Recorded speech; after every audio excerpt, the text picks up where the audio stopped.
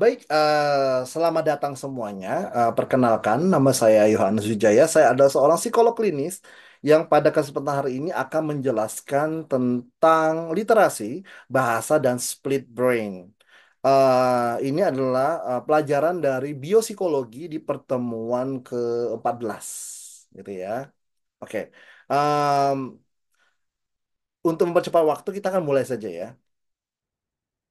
Nah, jadi untuk pendahuluannya sendiri, yaitu kita akan menjelaskan bahwa presentasi ini membahas tentang bagaimana otak manusia itu memproses bahasa, bagaimana fungsi otak dibagi antara dua belahan otak, ya, yaitu kita nanti sebutkan dia, literalisasinya ya, dan bagaimana pemisahan antara belahan otak atau split brainnya gitu ya, dapat mempengaruhi fungsi kognitifnya.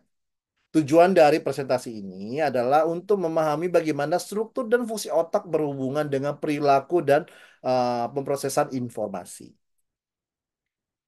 Nah, ini yang sebelah kanan ini adalah gambar otak. Kita akan lihat sedikit-sedikit ya tentang perkenalan-perkenalan awalnya lah ya. Nah, yang pertama, ini adalah perkenalan visual tentang bagian-bagian otak utama. Nah, contohnya adalah cortex cerebri ya. Ini yang cortex cerebri itu merupakan bagian luar otak yang terlibat dalam fungsi kognitif yang tinggi. Nah, itu adalah bagian luar otak ya. Kemudian ada lobus frontal. Lobus frontal ini terlibat dalam fungsi eksekutif ya, kontrol motoriknya dan produksi secara bahasa. Kemudian, jadi kalau misalnya nih, jadi kalau misalnya kontrol motorik ini kalau misalnya kalau kita mau ngerjain sesuatu ya, mau menulis ya, kita mau berjalan, nah, kita mau berlari ya, kita mau menggenggam itu semua kontrol motorik ya, itu lobus frontal yang biasanya yang mempengaruhi. Produksi bahasa juga sama. Jadi kalau misalnya kita tahu informasinya itu kayak gimana ya itu tuh lebih di informasi tentu nanti kita akan bahas lebih dalamnya itu ya. Itu lebih di lobus frontal juga. Kemudian lobus temporal itu buat apa gitu ya? Jadi terlibat dalam proses auditori atau memori. Auditori kan udah jelas ya karena dia temporal itu kan dekat dengan telinga jadi ya itu dia lebih dekat lah. Jadi makanya dia lebih fungsinya itu untuk auditori kita dan juga memori. Memori kan daya ingat ya. Jadi kalau misalnya ada kerusakan daya ingat itu biasanya kerusakan di lobus temporal. Karena memori itu kan biasanya di lobus temporal ya. Jadi untuk kita short term memory, entah long term memory, ingatan-ingatan apapun itu biasanya masuk ke temporal. Ya kadang-kadang kan kalau kalau memproses informasi kan kayak kita menerima informasi gitu ya, dari stimulus atau dari eh, apa namanya indera-indera kita gitu ya tiba-tiba diproses dan kemudian baru disimpan. Udah disimpan nanti bisa di apa namanya dikeluarin lagi atau recalling ya prosesnya gitu ya. Jadi ya itu tuh masuknya tuh ke sini yaitu di lobus temporal. Kemudian ini ada lobus parietal, yaitu mengolah informasi sensorik dan tubuh ya. Jadi kan parietal, parietal tuh sensoriknya ya. Sensorik itu kayak kita menyentuh menyentuh sesuatu, kita sadar akan sesuatu. Nah, itu lebih ke sensorik ya dan juga dari tubuh kita. Nah, kemudian kita beralih ke lobus oksipital, yaitu kan visualnya ya. Jadi oksipital kenapa di bagian belakang Pak? Kenapa yang visual bagian belakang? Iya karena memang di situ dibentuknya seperti itu ya. Jadi dia tuh fungsinya itu untuk visual ya. Jadi untuk memahami struktur otak kita akan bahas lebih dalam. Pokoknya belakang ini itu ya apa namanya bisa ada keseimbangan juga gitu ya. Jadi visual juga bisa masuk di situ. Nah, kita akan bahas di literalisasi ya, literalisasi. Ah, jadi literalisasi merujuk pada pembagian fungsi otak antara dua belahan. Nah, jadi fungsi tertentu cenderung lebih dominan di salah satu belahan. Jadi dibandingkan yang lain, misalnya ya, pada banyak orang belahan otak kiri dan otak otak kanan, bagi otak kiri itu lebih terlibat dalam proses bahasa, sedangkan belahan otak kanan fokus pada spasial dan kreativitas. Bagi beberapa anak dengan kebutuhan khusus, biasanya tuh memang ada yang memang ada bermasalah di bagian tertentu. Contohnya tuh kayak contoh misalnya learning disability misalnya gitu ya. Nah, biasanya otak manusia tuh juga kalau misalnya kita sering lihat di sekolah ya, orang yang kreativitasnya tuh tinggi misalnya atau gimana tuh biasanya tuh apa namanya di sekolahnya itu apa namanya yang untuk berproses bahasanya atau gimana tuh agak susah misalnya contoh. Misalnya, padahal sebenarnya paling bagus kan penggabungan dua-duanya kan ya. Cuman kadang-kadang ada yang lebih dominan, jadi ada yang lebih kreatif, ya dia lebih seninya itu lebih kuat gitu ya. Jadi daripada aku menunjukkan informasi atau mengeluarkan itu lewat bahasa, jadi lebih lewat seni aja. Nah, jadi dia makanya dibilang kalau kita seni ya itu bisa mengungkapkan ekspresi diri atau ada cerita gitu ya. Nah, itu karena memang itu bagaimana mereka sebagai seniman itu mengekspresikan seninya itu sebagai tempat cerita ya. Nah, kalau di bagian kiri itu biasanya tuh lebih ke otak ya, lebih ke apa namanya kecerdasan kita gitu ya.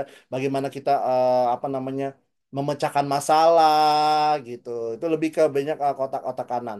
Otak kiri. Otak kanan tuh kreativitasnya, otak kiri itu kayak mengingat. Nah, itu rata-rata ke situ. Nah, kita lihat fungsinya nah. Nah, kita lihat lebih lebih lebih detailnya sekarang ya, lebih detail. Itu yang pertama belahan kiri. Jadi kita bicara, ya, bicara juga mempengaruhi. Orang yang pandai bicara itu biasanya otak-otak kiri juga mempengaruhi. Tapi kalau dia lebih ekspresif nanti ketika dia bicara dia tuh ada gerakan, gerakan terus dia lebih apa namanya lebih kreatif. Dia bisa sambil apa namanya melawak gitu sambil komedi gitu. Itu biasa lebih kreatif. Jadi itu dua-duanya dipakai. Ya, jadi beda ya. Tapi kalau misalnya ada yang kayak dia tuh komedi, komedi stand up komedi atau komedi yang dia tuh cuman gerak-gerakan aja yang lucu gitu, itu juga ada. Jadi gerakan lucu itu nggak pakai bahasa juga ada. Itu lebih banyak ke kreatif itu malah. Tapi kalau dia lebih kayak stand up komedi yang ngomong gitu ya, dia kan perlu bahasa ya. Ya, nah itu juga perlu itu. Jadi membaca dan menulis juga masuk di sini, mencakup area Broca dan Wernicke, ya Wernicke maksud saya. Nah, logika dan analisis sama bisa mempengaruhi ya di fungsi belahan kirinya ya. Jadi akan sangat terpengaruh gitu ya untuk logika dan analisis kita. Jadi mengatur pemecahan masalah yang tadi Bapak bilang, pengenalan secara logis, kemampuan matematika juga masuknya sebelah kiri. Makanya ada beberapa yang gangguan-gangguan terutama di anak kebutuhan khusus yang itu agak susah di sini ya. Biasanya tuh malah lebih banyak ke di otak kanan yang dipakai. Nah, contohnya tuh itu bisa untuk detail memproses informasi, rincian dan urutan tuh biasanya di sini. Ya, biasanya kalau yang urutan sistematik itu tuh mudah otak kiri semua. Nah, terus otak kanan tuh buat apa, Pak? Ya, otak kanan itu ya spasial. Spasial tuh bisa lihat peta gitu ya. Kita melihat lokasi objek yang di sini, di situ ya. Jadi kita bisa susun-susun gitu ya. Kalau kalau spasialnya kurang bagus, biasanya ya susah di situ ya. Kemudian kreativitas. Kreativitas itu mengelola aspek seni dan kreativitas seperti musik, seni visual. Makanya tadi Bapak bilang, kalau bisa yang sering menggunakan otak kanan itu biasanya itu lebih kreatif, lebih seni, lebih menggunakan seni visualnya gitu ya. Bahkan ada yang dia tuh menggunakan teknologi-teknologi yang kreatif gitu ya. Hmm. Kemudian pengenalan pola.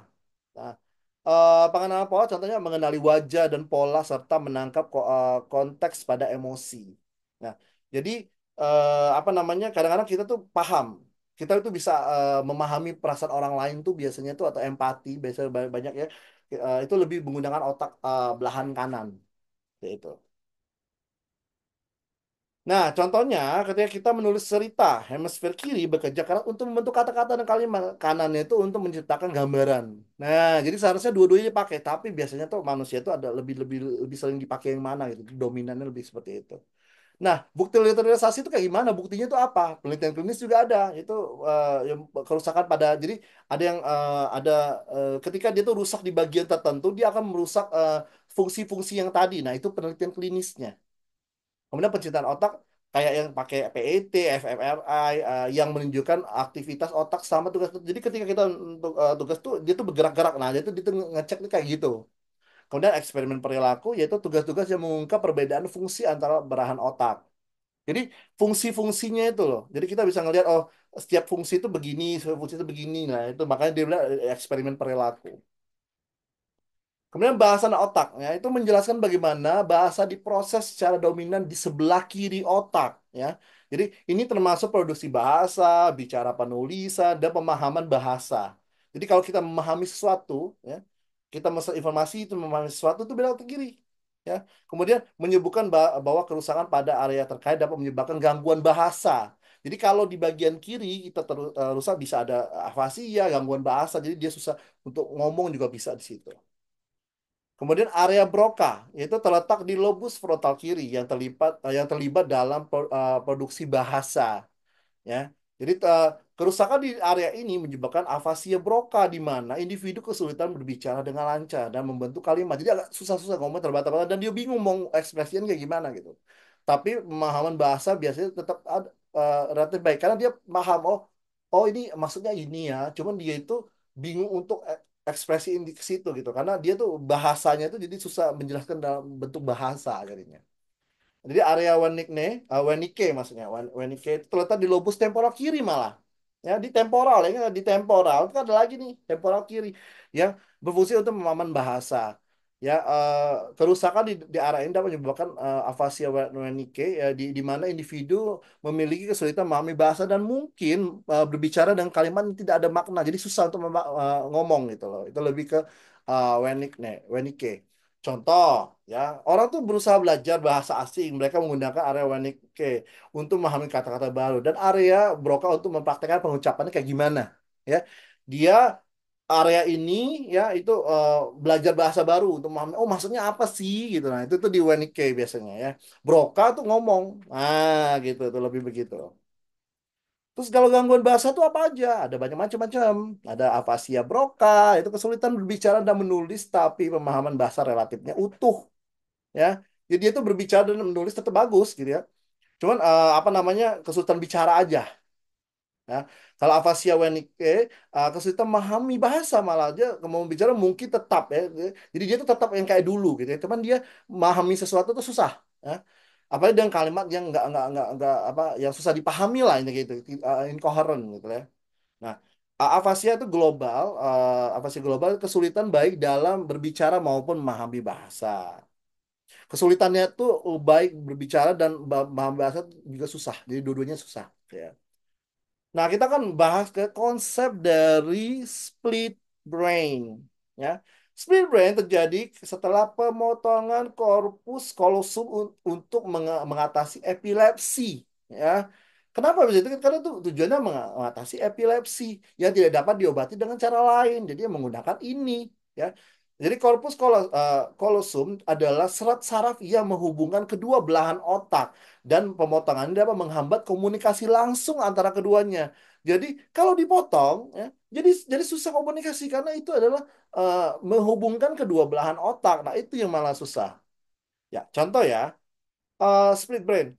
Jika seorang dengan kondisi split brain melihat objek dengan mata kanan, ya mata kanannya yang dilihat ya, diproses dengan hemisfer kiri, benar kan? Kalau mata kanan kan kiri, kanan kiri gitu ya, ingatnya gitu aja. Mereka bisa menyebutkan nama objek tersebut dengan hemisfer kiri terkait dan kemampuannya berbicara. Namun, jika mereka melihat objek dengan mata kiri malah oleh hemisfer kanan, mereka tidak bisa menyebutkan namanya karena dia susah tapi mungkin bisa menggambarkan objek tersebut. Jadi dia kepotong. Harusnya menghubungkan, jadi kepotong gitu loh. Jadi makanya dia split brain. Contoh mudah, seorang dengan mengalami split brain mungkin bisa melihat gambar di sebelah kiri mereka, tapi tidak bisa menjelaskan gambar itu dengan kata-kata informasi tidak bisa mencapai hemisfer kiri yang bertanggung jawab atas bahasa. Jadi dia susah untuk nyambungnya. Nah, kemudian eksperimen split brain itu kayak gimana ya? Nah, jadi eksperimen sering menggunakan tugas-tugas seperti ini, utama tugas visual dan motorik. Kalau visual itu kayak gimana? Visual itu menampilkan gambar di satu bidang visual untuk menguji kemampuan belahan otak untuk mengidentifikasi objek. Nah, jadi dia tuh apa namanya? Gambar-gambar dulu deh, bidang visual untuk jadi eh, gambar ini apa nih artinya apa? Ini objek ini apa? Nah, makanya dikasih visual. Kalau motorik ya jadi mengamati kita kemampuan tangan kita ya menyentuh, menggambar objek dan berdasarkan informasi yang diberikan ke belahan otak tertentu. Jadi dia kan ada khusus untuk motorik ya, ada khusus untuk visual. Jadi dua-duanya tuh untuk melihat apa namanya eh, tugas itu berfungsi atau enggak gitu ya dari setiap hemisfer gitu ya. Hmm. Kemudian ini ada temuannya. Nah, temuannya beberapa temuan yang menarik. Yang pertama adalah informasi terbatas. Ya, informasi yang diproses di satu belahan otak mungkin tidak dapat diakses di belahan otak lainnya. Jadi karena dia kepotong, jadi padahal ya, berfungsi ini tapi jadi susah. Ya, intinya kayak gitu loh. Jadi informasinya itu terbatas jadinya. Kayak nggak full, nggak bisa langsung berkoneksi langsung gitu. Kemudian perbedaan fungsi. Fungsi spesifik mungkin lebih terlokalisasi di salah satu belahan saja dan tidak mampu tidak mampuan belahan untuk berkomunikasi dapat menunjukkan spesialisasi fungsi. Jadi kayak oh pokoknya kalau ini apa fungsi aku bisa untuk ini deh. Kalau ini untuk apa. Jadi kayak dispesifikin jadi nggak gabung gitu loh. Harusnya biar biar kita lebih paham. Jadi jadinya ya aku melihat ini aja cukup ini aja dia biar paham ini ya ini aku melihat ini tujuannya buat apa. Jadi makanya lebih ke spesialisasi fungsinya aja. Nah, jadi apa sih pengaruhnya ya, ke bahasa malah ya. Jadi individu dengan split brain belahan kiri yang dominan dalam bahasa ya mungkin bisa memproses bahasa dengan normal. Tapi jika belahan kanan menerima informasi tanpa akses ya di sebelah kiri, hal ini mempengaruhi kemampuan untuk menghasilkan atau memahami bahasa dengan cara yang lain malah ya. Karena dia terpengaruh. Jadi mau nggak mau seperti itu jadi dia terpaksa. Nah, jadi ada nggak ngaruh dengan kognisi spasial? Oh, jadi belahan kanan kita lihat dulu ya. Jadi belahan kanan, jadi kan kanan kan berperan sebagai spasial dan orientasi ya, ya kanan ini ya. Jadi sebenarnya beda apa mengakibatkan kesulitan dalam tugas melibatkan pemahaman dan manipulasi untuk objek. Jadi untuk baca peta jadi susah dianya. Ya.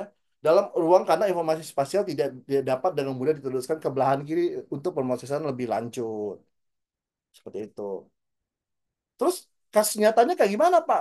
Ada observasi klinisnya. Jadi contohnya tuh ya, contohnya adalah pasien yang menjalani operasi pemotongan korpus kalosum ya. Jadi yang tadi dan bagaimana mereka berfungsi dalam kehidupan sehari-hari. Ini membantu memahami bagaimana speed brand mempengaruhi fungsi sehari-hari dan strategi adaptasi yang digunakan. Jadi kasus nyatanya itu pada orang yang udah pernah ada operasi ini. Ya jadinya ya memang yang dilihat adalah kesehariannya gitu loh.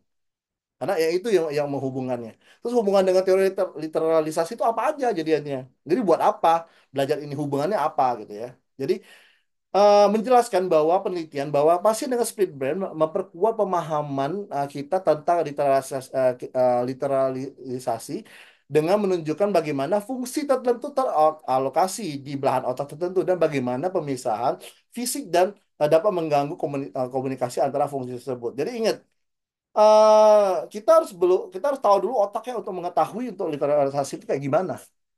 Ya. Jadi itu sangat mempengaruhi. Jadi kalau kita udah tahu, oh jadi oh ini fungsinya seperti ini. Nah kalau udah tahu ini, oh kita tahu nanti hubungannya gimana. Terus efek-efek nanti speed brain itu kayak gimana. Nah itu jadi hubungannya dia ada hubungannya. Nah, aplikasi penelitian speed brain itu kayak gimana ya? Jadi menyebutkan bahwa penelitian ini telah mempengaruhi berbagai bidang seperti neuroscience, psikologi klinis, dan rehabilitasi. Jadi misalnya pemahaman tentang bagaimana fungsi otak teralokasi dan dapat membantu dalam merancang terapi tertentu, ya. Jadi kalau kita mau terapiin sesuatu, ya, terutama ke klien, kita harus tahu dulu dasarnya, ya. Kita aplikasi penelitiannya itu kayak gimana, penelitiannya itu harus kayak gimana, gitu ya. Jadi sudah banyak penelitian, jadi akhirnya kita tahu, oh ini cocoknya terapinya seperti ini gitu loh. Nah, jadi semakin banyak penelitian, sebab lihat kesuksesannya seperti apa, kita bisa langsung gunakan untuk apa namanya, untuk klien-klien. Nah, kalau tanpa tanpa teori kadang-kadang agak susah ya. Gitu ya. Oke. Demikianlah pemahaman tentang literalisasi dan split brain pada kesempatan hari ini. Semangat terus belajar ya teman-teman ya.